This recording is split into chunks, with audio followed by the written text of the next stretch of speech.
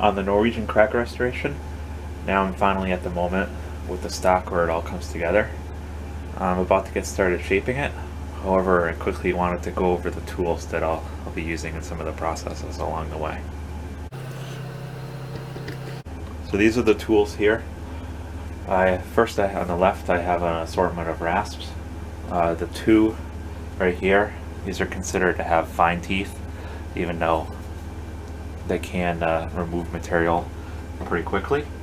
I'll be mostly using them in hard to reach areas, such as around the pistol grip and the top of the comb. The file next to it, it's a standard metal working file, and I'll mostly be using that to smooth out any marks left over from the rasps. These chisels, they're for bulk waste removal.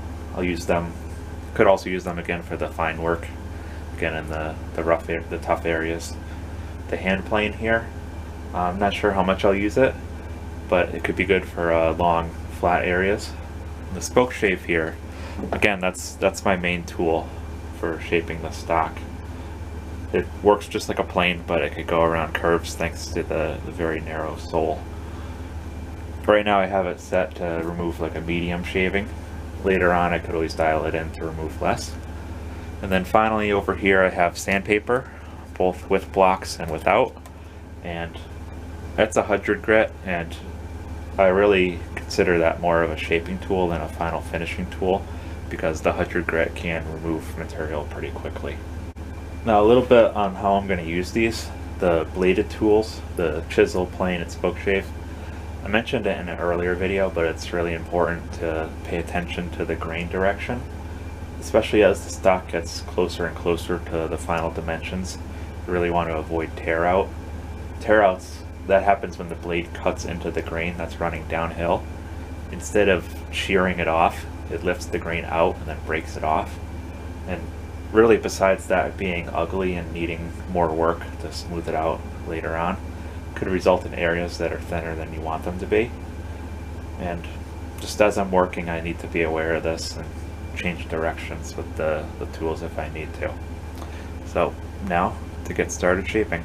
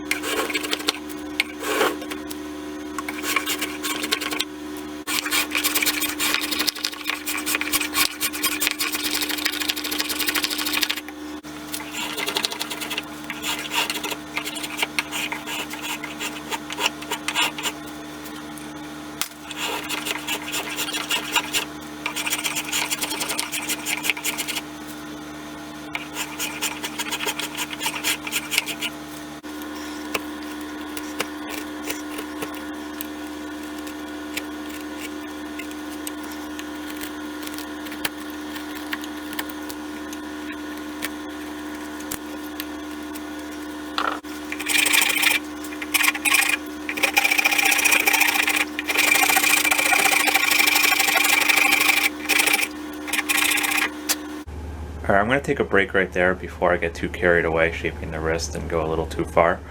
And I need to shape the wrist to the rear tang of the action here.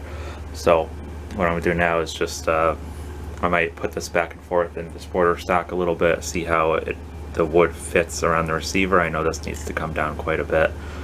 It needs to have the cutout right here, a little step in the wood for the magazine cutoff lever.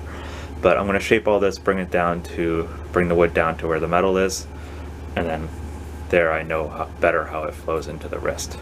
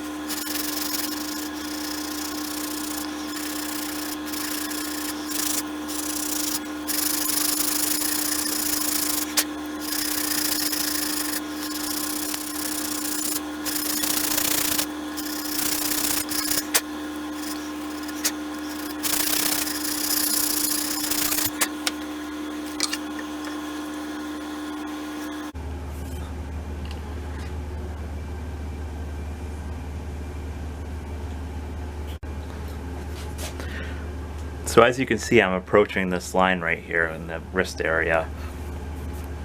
So as I'm doing that, I'm just being a little bit careful and shaping where I can't get with the spoke shave right in here. But that's the idea. That's how I'm gonna work using those lines to shape the rest of the stock. You see I have quite a bit of work here to the comb because it comes to a pretty narrow point, narrower than a lot of other stocks that I have. So I'm just gonna keep chipping away there. But right here, this side of the wrist is looking pretty good, and the other side as well. And once I get the bottom shaped, you know, then I could at least grip it and see how it feels in hand.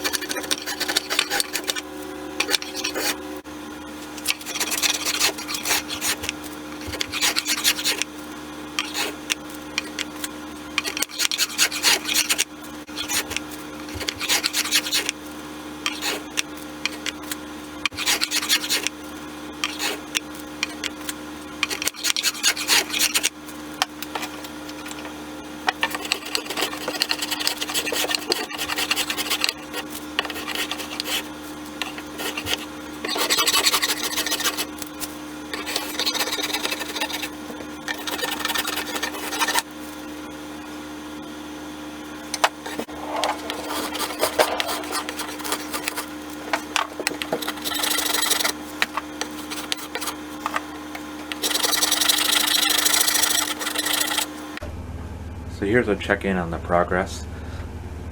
You can see the whole stock is very roughly shaped.